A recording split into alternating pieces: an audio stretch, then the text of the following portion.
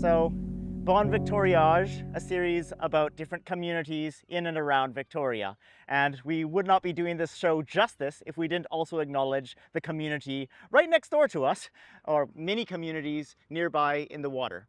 So, marine wildlife, because I can't exactly have a whale on board this pedicab, but yet I do want to kind of talk about what is kind of going on underneath the sea. I decided on you as my special guest. You, yes. Is that me? That's you, Sarika, yes. You are, of course, the host of The Nature of Things on CBC. You're a science communicator, and you know a lot about, like, coastal landscapes and also what's underneath the sea. I know a little, but ooh, look at the seal right there. There's a seal right there. Yeah. The water is so clear right now because we're heading into winter and there's less plankton. Yeah. So this is a treat. I never come down to Ogden Point because I live in Vic West. Right. So it's funny. I kind of stay in my zone, but what a beautiful day. What a beautiful spot.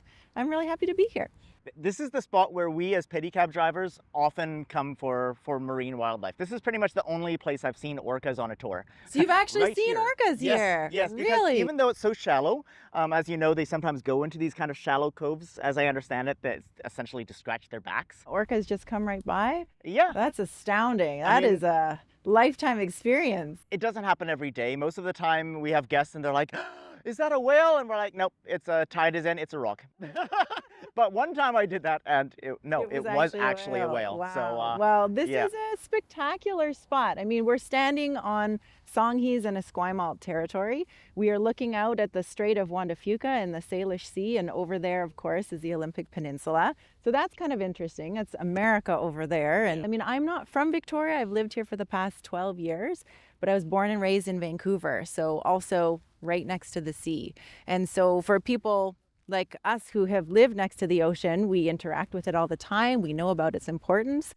But one of the questions I get often is, why should we care about the sea? And so if you haven't grown up next to the ocean, if you're maybe landlocked, if you're in Edmonton or Saskatoon, this is a fantastic question. Why should we care about oceans? And, you know, it's interesting because the oceans are not only absolutely instrumental for all the marine life that live there, but also for all of land-based life. And that includes us humans. Absolutely. So one of the things people say is, if you take a breath of air, every second breath you take comes full of oxygen that is created from the ocean.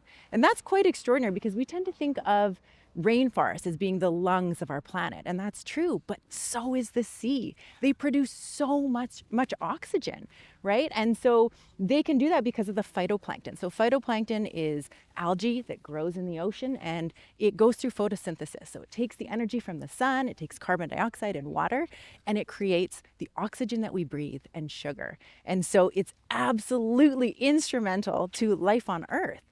That's one of the reasons why the oceans are important. Of course, we know we get a lot of seafood from the sea. I think globally it's about 17% of all animal protein comes from the ocean. And as people here know so well, the Esquimalt and Songhees, it's absolutely integral to sustenance to be able to eat. This is a very important food source. But on top of that, oceans regulate our climate, right? If you think about all that water that's pulsing through the sea. It's bringing nutrients, it's cycling carbon, it's exchanging with the atmosphere all the time, the water, the heat, and all of that drives the weather patterns that we experience every day. So some of this stuff might be out of sight and out of mind, but it is absolutely instrumental in our weather and climate. It has absorbed about 90% of the heat that we have emitted through our greenhouse gas emissions and 30% of the carbon. So this ocean is constantly working, whether or not we know it. It's very important. And if we have a sick ocean, we have sick people. We have an unhealthy ocean, unhealthy people. So we got to protect and take care of the sea. Brings to mind the heat dome of 2021. Yes, exactly. What an effect that had on local ecosystems. Yeah, and I mean, so that was an extraordinary event, actually. And I was living here.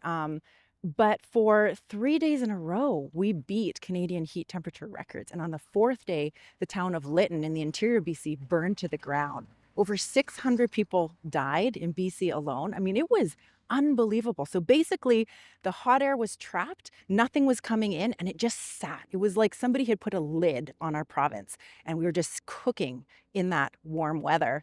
And it did a lot of damage, and including to animals in the ocean. I mean, I remember in Vancouver, my dad calling me and saying, it just stinks right now, because they live by the ocean. And all the animals that can't go anywhere, the sedentary animals like the barnacles and the mussels, they just baked. They were literally cooking in that heat. Billions dying. Yes. Yeah. Yes, exactly. So the loss of marine life in those intertidal ecosystems was really profound.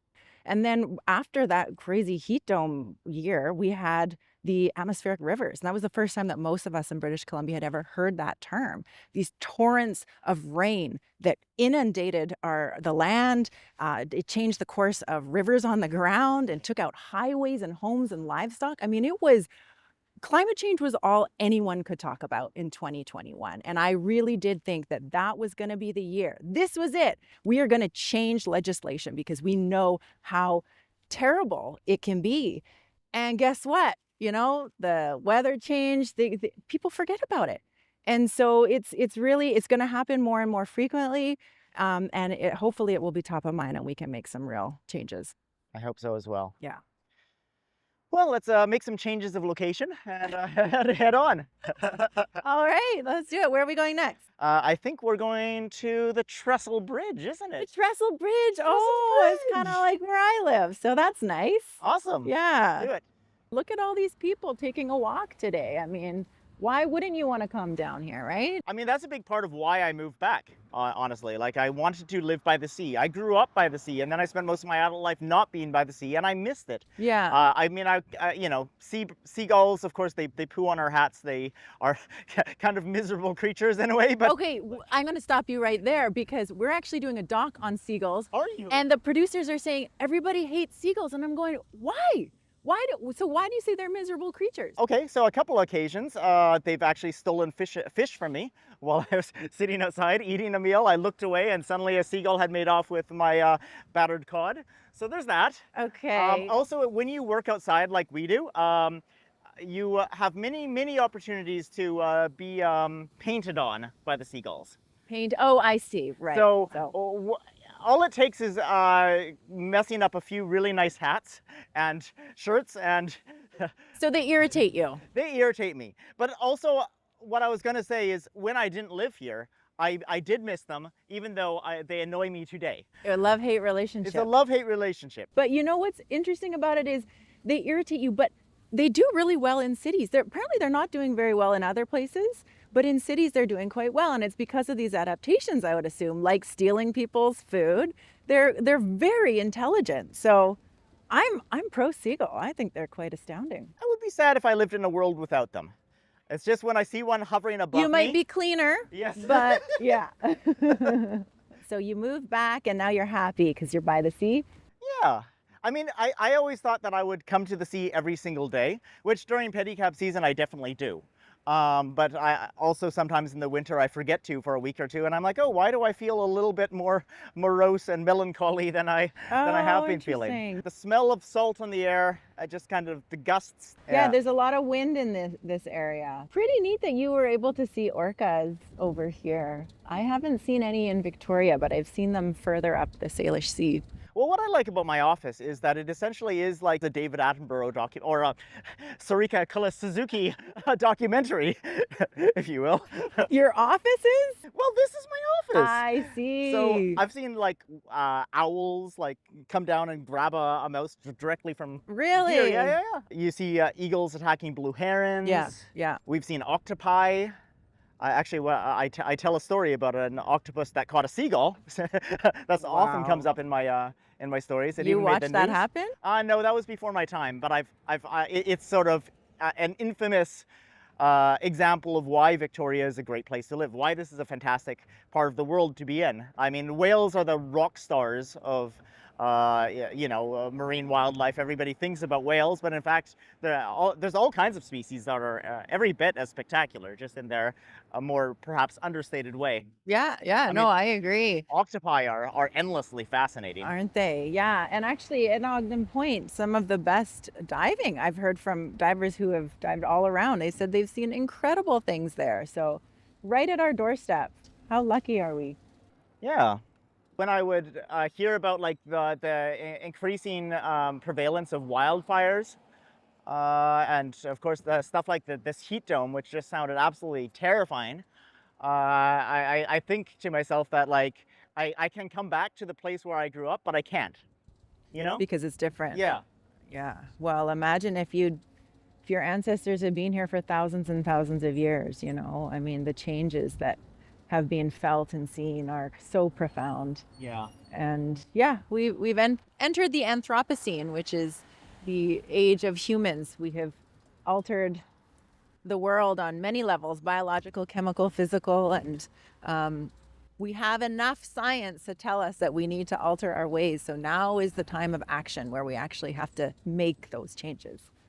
Earlier, though, you were saying that like 2021, you thought that's when we were going to finally pass some legislation. I know, yeah. During COVID, I thought also this was an opportunity because they had to adopt and change their lifestyles. And so I thought, well, okay, maybe then. And then you have like these crazy wildfires wiping out entire towns. And you think, okay, well, maybe then. Exactly. But if it's not then when? Exactly. I mean, yeah. I feel like all of us want to find the answer to that question, but we haven't found it. I know. It's so frustrating because when these things happen, when these mega events occur, that's all we can think about. And it's literally a state of emergency, right? And so everything goes into that moment and trying to fix it. But then when things go back to quote unquote normal, it's like business as usual. And I agree. I feel like during COVID, it was this terrifying time, but also an amazing time in terms of the new technology that was really invented and propelled around the globe, like Zoom, right? Suddenly you didn't have to go halfway around the world to have a meeting. You could just do it off your computer. And I honestly thought, especially for the film industry, that we were going to make some fundamental changes. And then once the pandemic was kind of over, it was like, no, we're going to go full throttle back to what we used to do. And there's just no way that can continue. And yet it does. Now, so frustrating. It is. I do want to keep talking about that, but I also want to talk about where we are right now. Yes, where are we? No, you tell me. Oh! Because I don't come down here. We are on Government Street, oldest street in Victoria. We are about to actually pass a house called Woodlands House from 1861. So are all these like character homes? Is that from around that time or no? Victorian character homes. Yes, many of them are from around that time, and you can definitely tell that also by looking at if there is a plaque that says Heritage Building. Right. Now, I'm pretty sure that one does have one, although I don't see where, probably by the windows. So you have a lot of, just a lot of buildings that, if they have that plaque, they're obliged to be maintained. Yeah, the same way that they always were. I see. So, but they're lived in by regular folks or? Regular folks, but there's also a lot of multi-generational homes. So what you have are homes where perhaps it is a relative of like some of the early settlers who came here from England or Scotland, stuff like this. And so you also have houses that still, proudly declare the name of the house, and it was named after somebody. And while they don't always have the same family, right? They sometimes they do. Yeah. Yeah. So so we're going to the Trestle Bridge. We and are. It's right next to Banfield Park. yes, And we found out through old house plans and stuff that the original owners of our house was Mr. Banfield. oh, No connection to him, but we got the house. So yeah, that's interesting.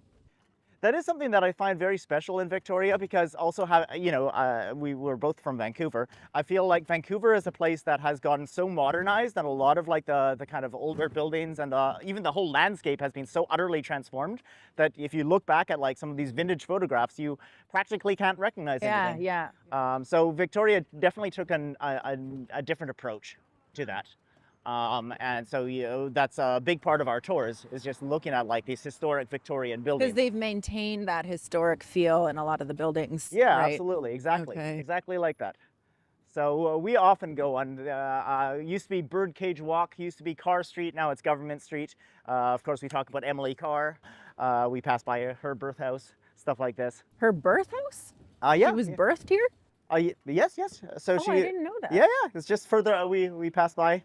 I knew she had a house here, but I didn't know she was born here. Yeah, well, I mean, she had her father, Richard Carr. He made a fortune on the gold rush. And for people who don't know, Emily Carr is our most prolific painter of impressionistic landscapes. Had a pet monkey, loved whiskey, Right. smoked cigars, and danced to the beat of her own drum.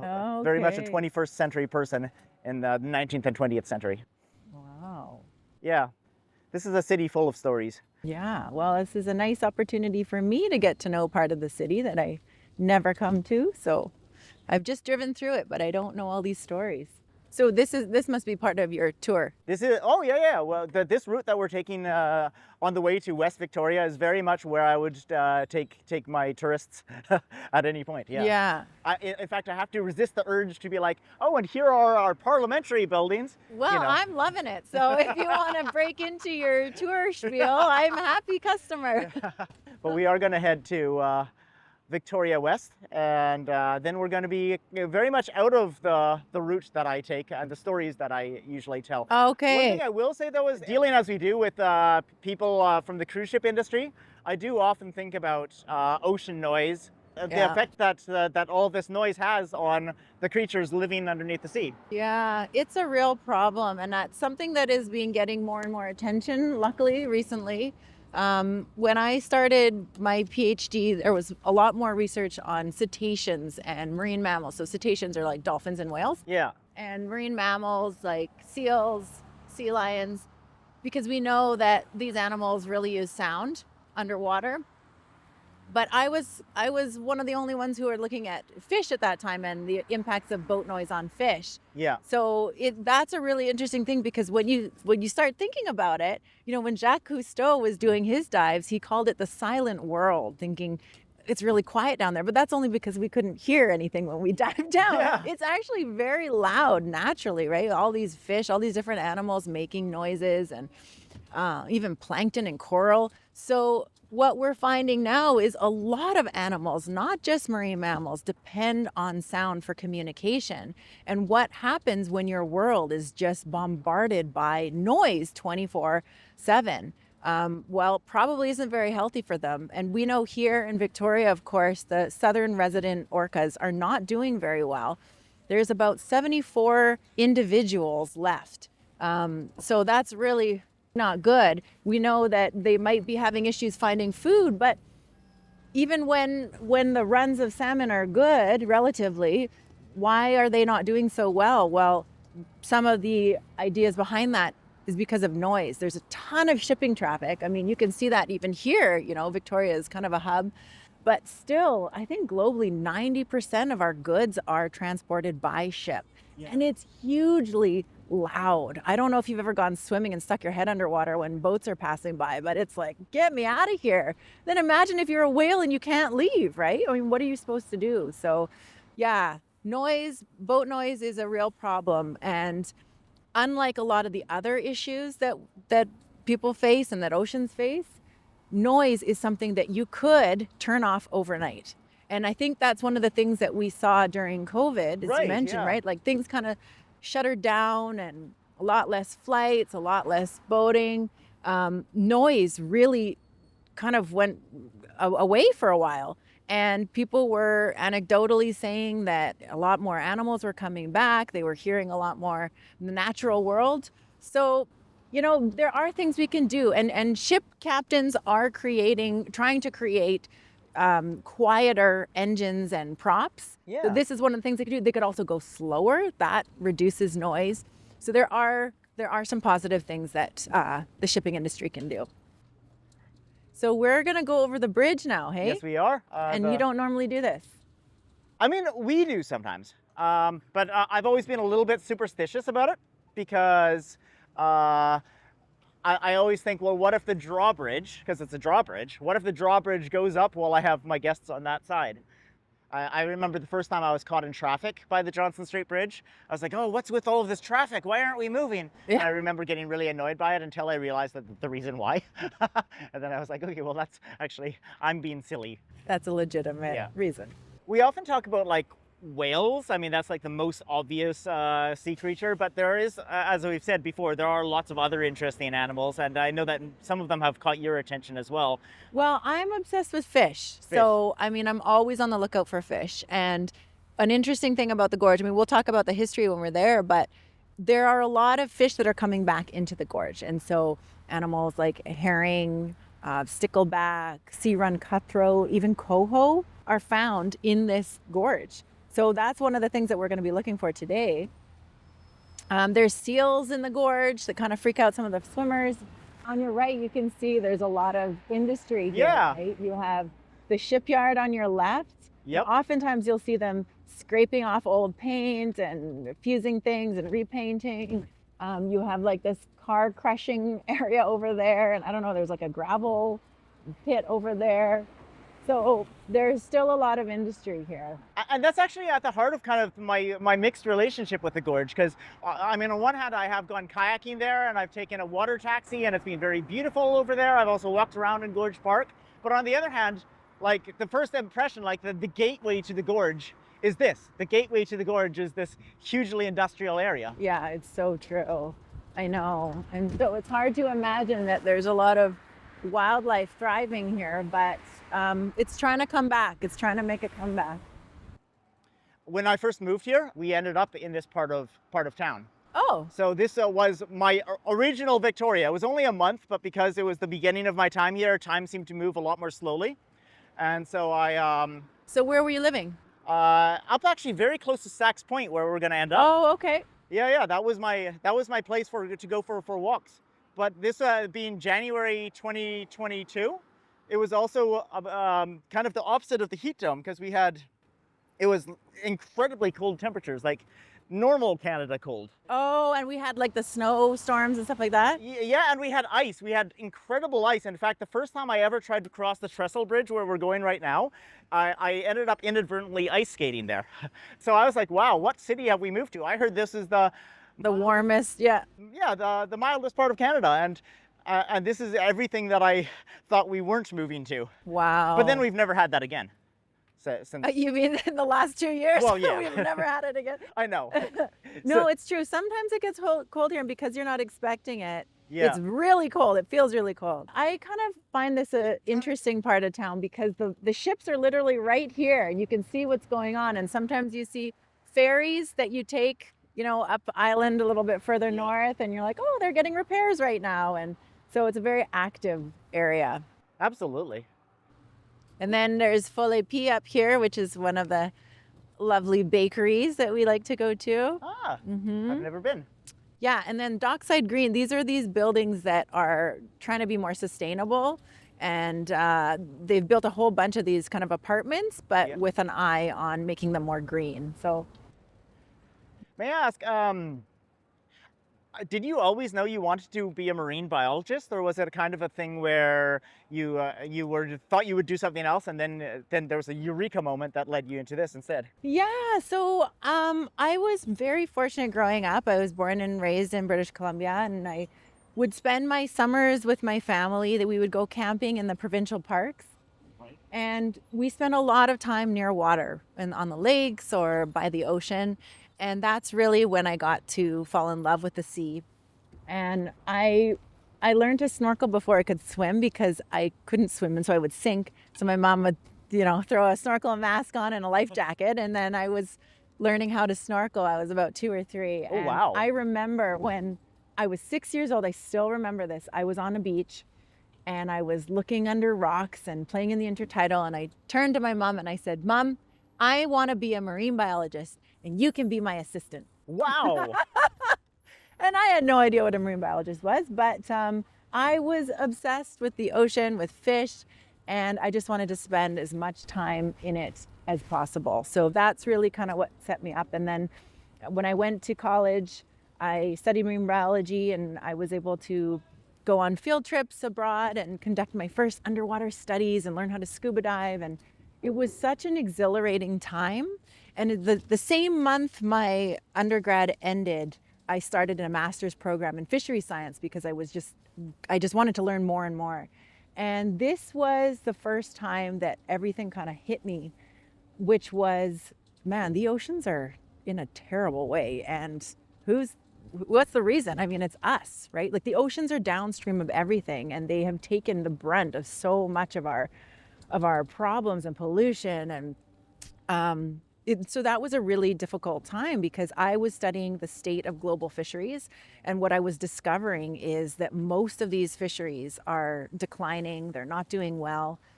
And so when I finished my master's, I wanted to continue on, but I wanted to get back into the ocean and inspire myself and remind myself why I was doing this work in the first place. And so that's when I started studying this species of fish on the coast here that sings. It's a singing fish. And the funny thing is, I've been going to these beaches my entire life, the same beaches. I had no idea that this singing fish lived there. And it's, such ignorance, but I must have heard it before and just attributed it to something anthropogenic, like an outboard engine or a twin otter, flying above. Right. Because it's such a distinct sound that you don't think is a fish or an animal. It's like a low frequency hum, and it goes on and on. So hum. There you go. Yeah. Oh. And if you get many of these fish singing at the same time, it's so loud, and the song resonates out of the ocean and into the air, and you can hear it just standing next to the shore with your own ears. So it's just so mind-blowing, and I love that. That's why I say I am no expert, because I am constantly learning every day about things I had no idea about. And so this fish completely humbled me, and I learned a ton about it. So I think some of the most, if you want alien life forms, alien species, things that seem alien to us, when you're in the deep waters, that's what you see, like these amazing neon colored fish, and you hear about things that don't even, you would never think even exist. Yeah. Oh, it's just so mind-blowing. There's some species of anglerfish, which are deep dwelling fish, that because they don't run into other fish very often, the male fish, which is tiny, will fuse to the female, which is huge, and literally its head sticks into her belly and becomes a permanent source of sperm to her so that she doesn't have to search for a male. Yeah, it's like things that you cannot even make up, and it's happening. It's just, I love it. That's not a mutation. That's actually how the fish is. That's how they survive. That's how they continue to reproduce. So yeah. Now, a quick question about the singing fish. How does it sing? So the males have what's called a sonic muscle, and they contract the muscle on an air bladder, and the air it kind of acts like a drum, so it's like strumming like this. Right. So it's these strumming. When they open their mouth, the sound comes out. So it's the contraction of muscles on an air bladder which makes the sound. And have you tried meditating along with the fish? I've spent so much time listening to their song. Some people find it meditative, and actually I did a piece for CBC on it, and people asked for a looped version, like a 12-hour version, and in the comments some people have said I've gone to sleep with the sound of the midshipmen singing, and I'm like, okay, I can die happy now. This is just extraordinary. I love it. I find it very like a soothing sound for sure. Can you say the name of the fish again? Plain fin midshipman. Plain fin Yeah, midshipman. it's a real good name. I'm Can- kidding. It's a terrible one. Can you say it 10 times fast? No, and I've tried. I won't do that now. Now, why does it have this bizarre name? Because on the bottom of its belly, from its chin all the way down to its tail, on its ventral side, on its stomach side, are these unbelievable light-emitting organs called photophores, and they actually luminesce or light up when it has certain enzymes in its body. And so whoever discovered it noticed these little photophores, and they said, oh, it reminds me of the buttons, the brass buttons on a midshipman's jacket. Okay. Nobody knows what a midshipman is. Right, I was going to say I can neither confirm nor deny that. Yeah, exactly. People who worked on boats back in the day. Right, yeah. So that they should be renamed. Yeah, probably. Singing fish, I think, is a better name. I think so too. So we're on the Trestle Bridge now. Yes, I love this. So I come here all the time. I bike over here all the time. And actually, when I first moved to Victoria 12 years ago, I lived in an apartment. I rented an apartment right over there. So can you see that greenhouse and then the dock right there? Yeah. So those were my landlords, and they have a little apartments on the same property, and I rented one of those apartments. Okay, so it's being kind of home for you, or this.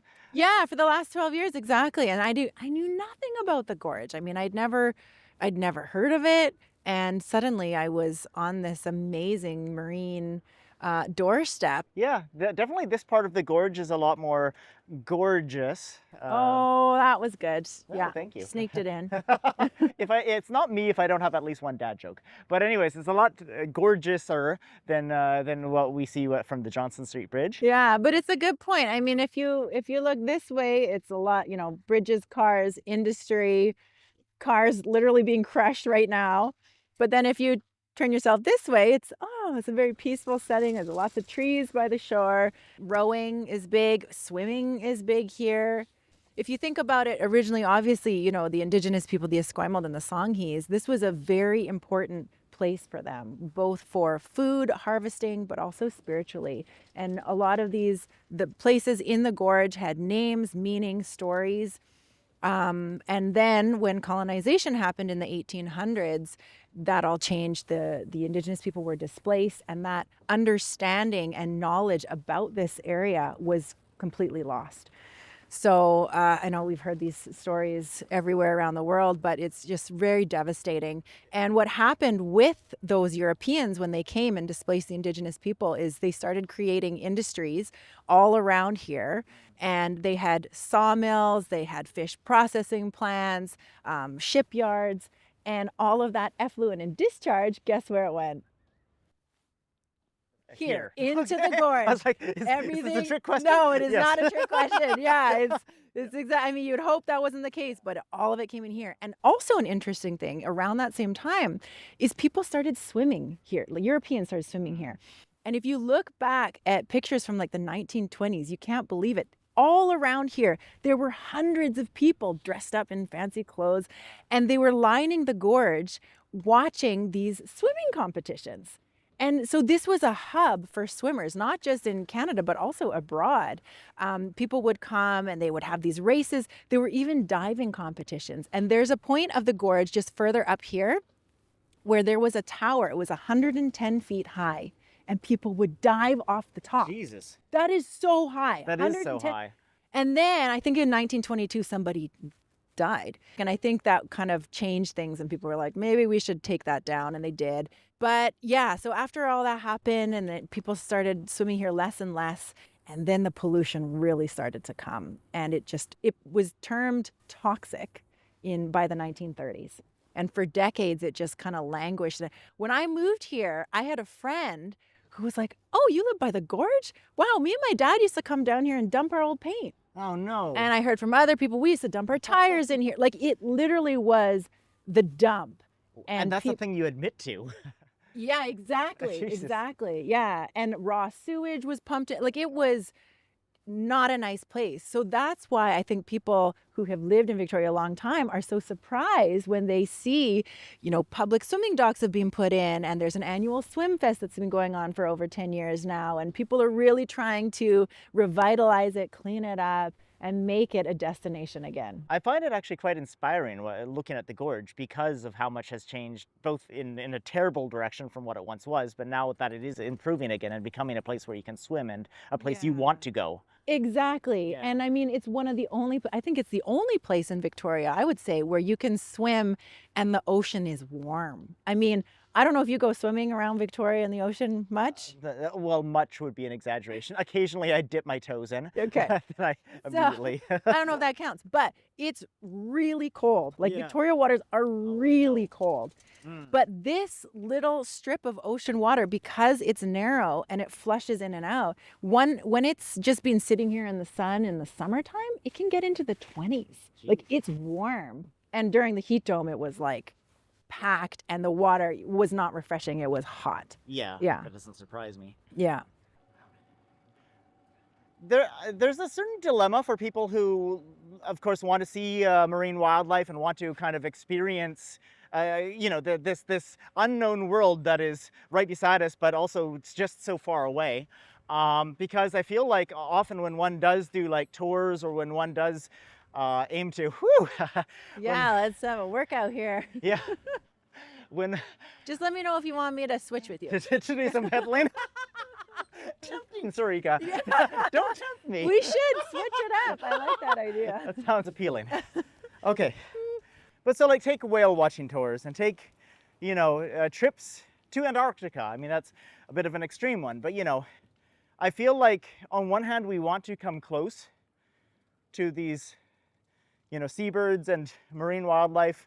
Right. You don't want to be actually damaging them by getting close. Yeah. And sometimes I don't know what to do about that. Right. Well, I mean, I think that we tend to think about wildlife as being out there. And, as you mentioned, like, let's go to Antarctica to experience the wildlife. But the truth is that wildlife isn't out. It's right here. It's all around us. Absolutely. We are part of this ecosystem and we tend to extract ourselves from it and say, okay, now we're in the environment, but we are part of the environment, right? So it's not like you have to go to Antarctica I'm having a problem with that word, Antarctica, to experience wildlife, especially when you live somewhere like British Columbia or other places in Canada. And one of the things that I did quite a bit during COVID is I would literally step outside on my doorstep and just check out what was on our porch or in the backyard or in the park. One of the groups of animals that I say we don't interact with enough are insects. Insects are some of the only animals that everybody has access to, no matter where you live, right? And so during the pandemic, one of the things that I did a lot with my kids was going outside. It could be walking down the street, it could be on the porch, outside our door, in a backyard, in a park. But we looked at the insects and the arachnids. So spiders, there was this amazing spider that lived right outside our door, and it was a big spider, and every day we would look and watch how it hunted and make its web. And then one day it had babies, and it was like so exciting for my kids, and they ran out and they looked at it for so long, and things like that. I mean, that's wildlife, that's nature, and it's right outside your door. So I personally, whales, megafauna, spectacular, but to me the fascinating things are much, much smaller. When you get down on your hands and knees, the earthworms, the sow bugs, the creatures that we walk over every single day, they are equally as fascinating. You said right outside of your door, a whole community of spiders hatched right inside our door. Yeah, okay. So right now we just have thousands of little spiders absolutely everywhere. And my partner is a little bit less enthused. Well, you can put them outside, Yeah. right? Yeah. Yeah, I like them. I think People are freaked out about spiders. I don't know if it's because of their 8 legs or what, but they actually catch a lot of other insects. So in some ways, I don't know, maybe benefiting indoors. absolutely it is. Yeah. But I find it weird how we don't want any animals in our house. It's like we want it to be sterile or something. Yeah, we go out into nature for our mental health, and yet when we're at home, which is the place that is so important for a sense of security and Yeah. contentment, we don't want nature That's there. a good point. Yeah. You want to So shut it out. interesting. Yeah. Mhm. I also like that you mentioned insects because, that's one of the few places where you still find people just discovering new species in their backyards All even the time. today, All right? the time. Because Yeah. they are so historically and even currently understudied.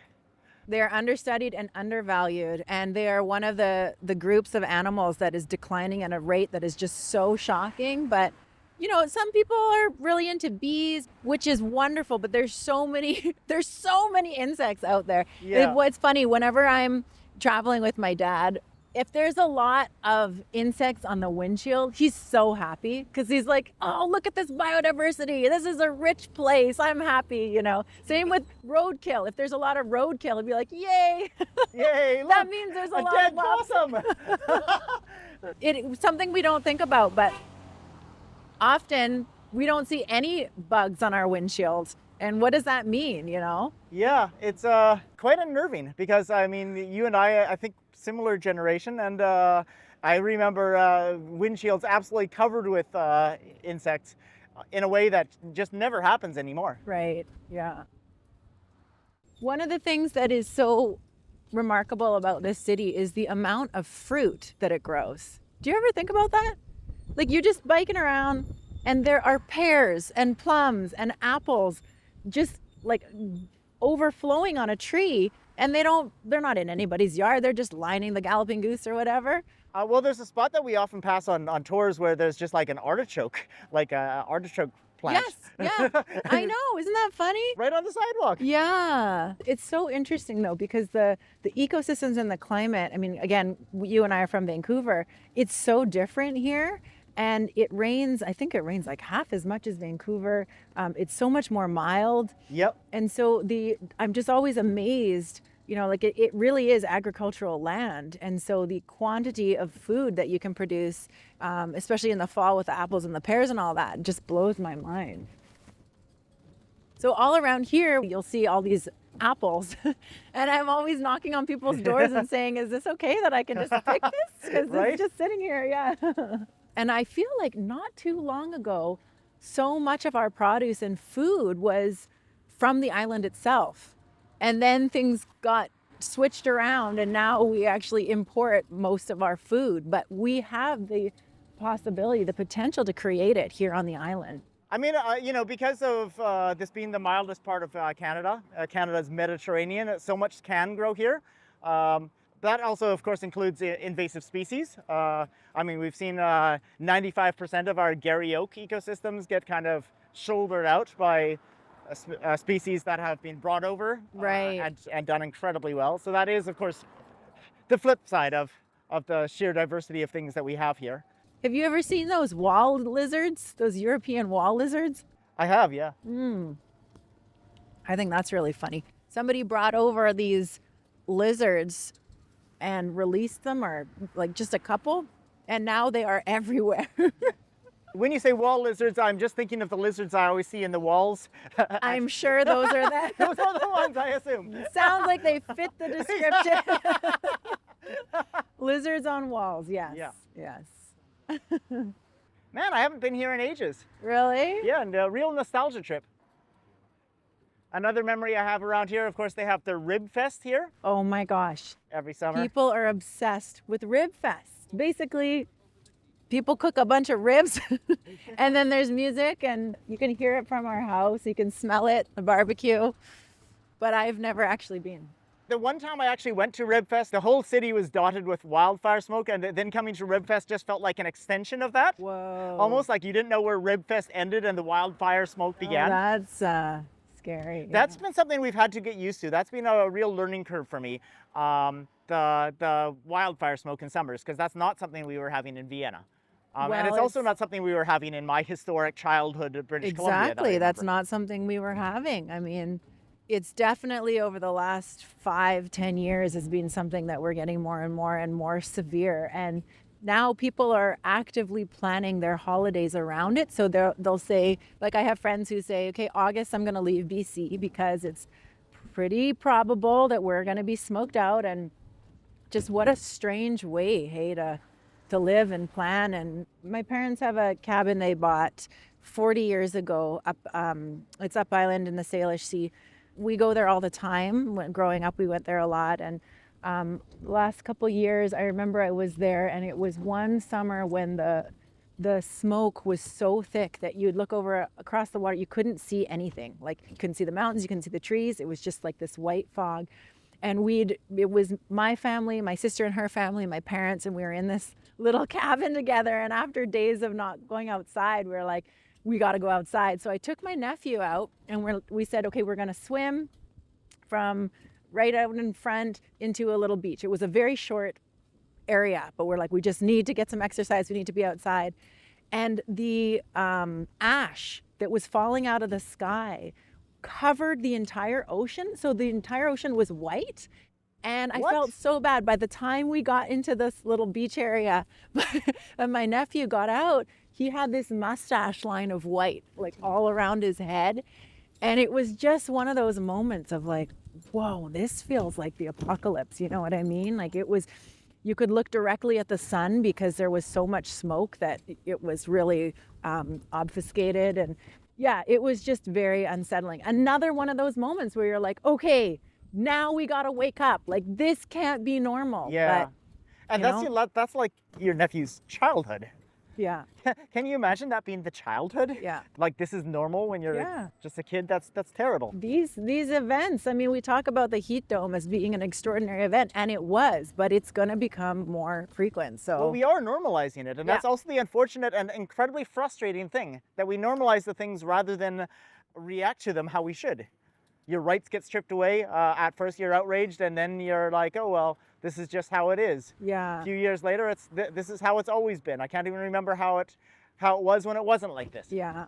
But that's why it's so important to keep talking about these events that happen and remind ourselves. And then obviously, you know, we just had an election, we all voted, and exercise your rights that way. And we have to be active with politicians. But I really applaud what you do with this bike, because it's all electricity, right? And your legs. It's muscle power and electricity. There's no gas involved. And you're saying through your actions, like, we don't need to be a fossil fuel economy. We don't need to depend on fossil fuels. Look, we can go all across the city easily and enjoyably with our legs and maybe a little help from electricity sometimes. So I think living that story every day is really important. And thank you for crediting us with that. I almost don't want to add that, well, we exist because of the cruise ship economy. Oh. I mean, not really. Okay, but, right. Well, maybe. We're in interaction with it. I mean, I know that the cruise, those guys come in only a certain time of year. Maybe the rest of the year you could be focusing on other audiences, right? Yeah, for example. I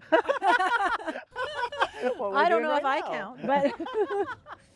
like taking out different communities, I that could be a really cool idea. Wow, look where we are. Absolutely. Oh, I love this place. Yeah. It's so stunning.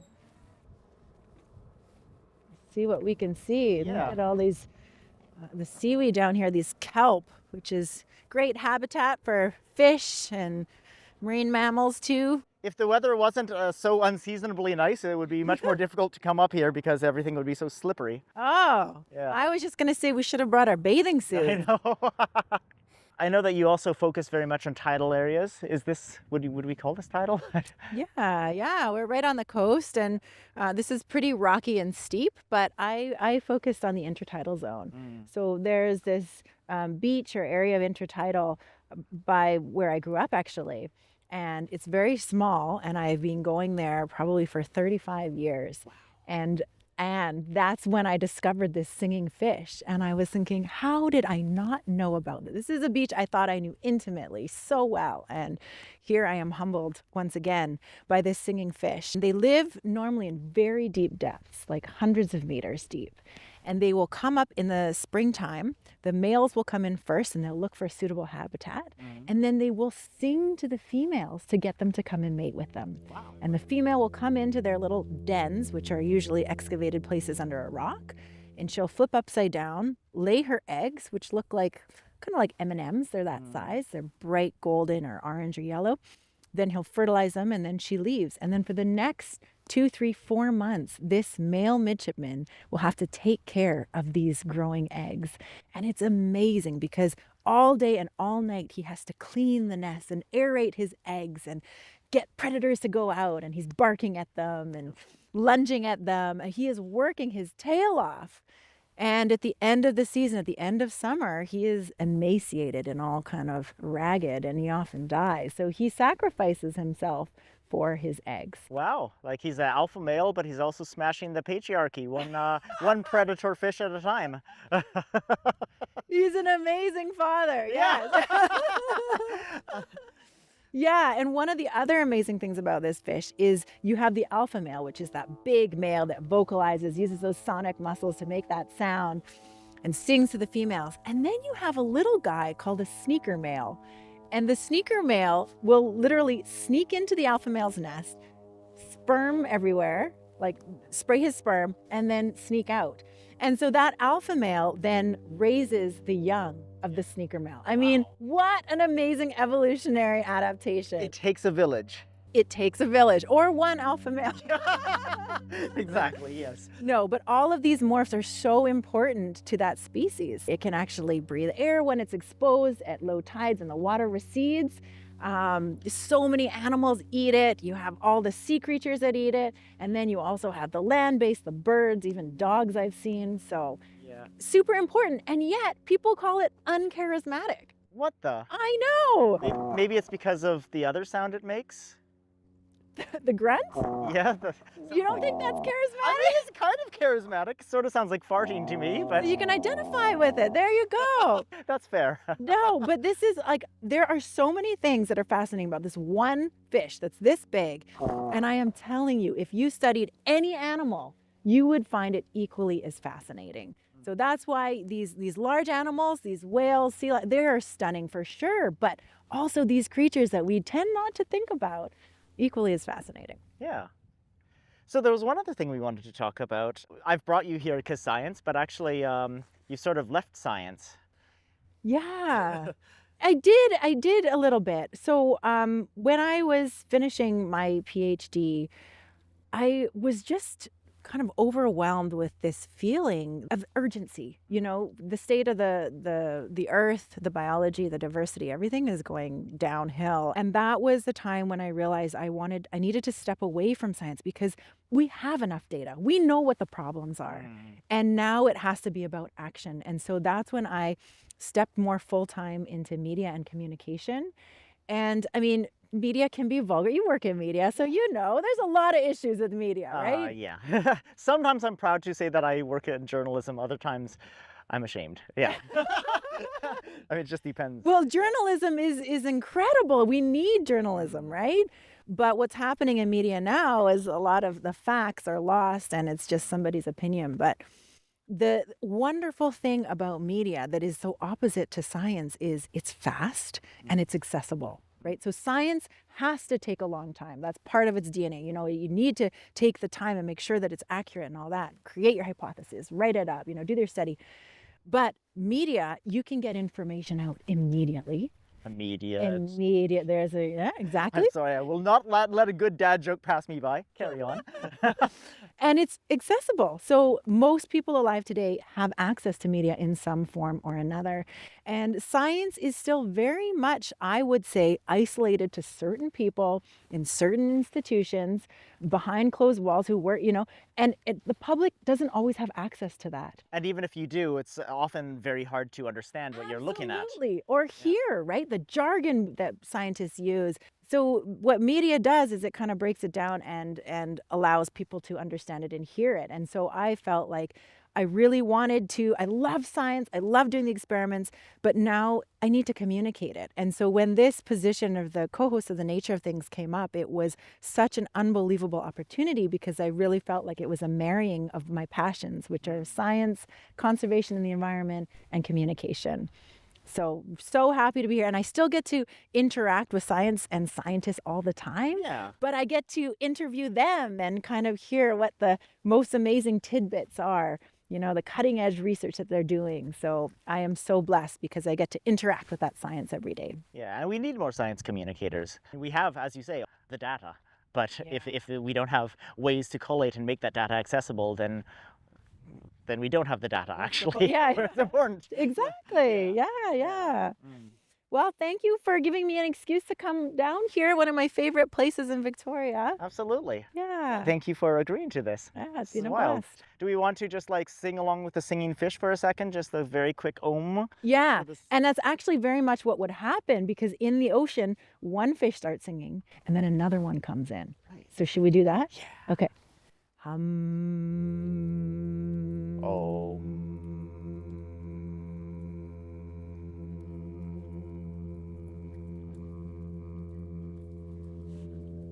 And unlike the plain-fin midshipman, I can't hold my breath very long. Well, They hence sing us that being- note for hours. hence us being land-based mammals. Thanks so much, Johnny. It's been a Absolutely. blast.